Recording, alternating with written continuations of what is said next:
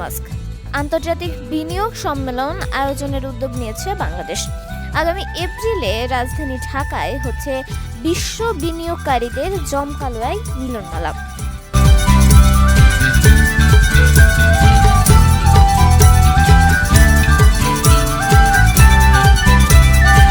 সম্মেলনে অংশ নেওয়ার সম্ভাবনা রয়েছে ব্যবসায়িক টাইকুন ইলন মাস্কের। দায়িত্বশীল একাধিক সূত্র গণমাধ্যমকে জানিয়েছে, ইলন মাস্কের উপস্থিতি নিয়ে খুবই আশাবাদী সরকার।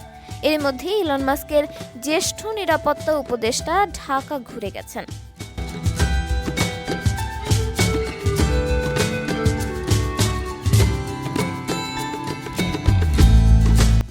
অতি সম্প্রতি ইলন মাস্ক বিশ্ব অর্থনীতির ইতিহাসে নতুন নজির স্থাপন করেছেন।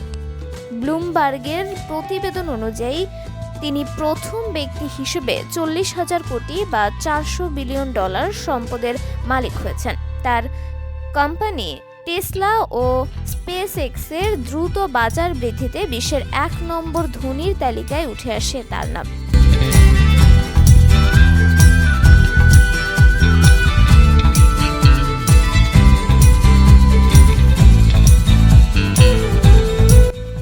দায়িত্বশীল একাধিক কূটনৈতিক ও সরকারি সূত্র গণমাধ্যমকে জানিয়েছে, এপ্রিলের প্রথমার্ধে হতে পারে কাঙ্ক্ষিত এই বিনিয়োগ সম্মেলন। 3 দিনের সূচি এবং অতিথি তালিকা প্রকাশ করে এরই মধ্যে প্রস্তুতি শুরু হয়েছে।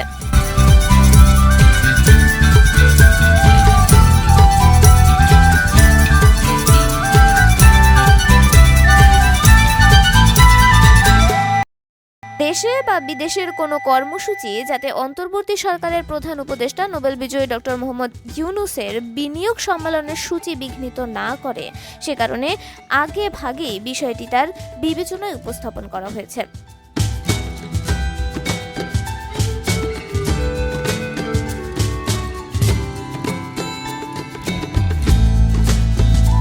বাংলাদেশ বিনিয়োগ উন্নয়ন কর্তৃপক্ষ বিনিয়োগ সম্মেলনটি আয়োজনের মূল দায়িত্বে থাকছে।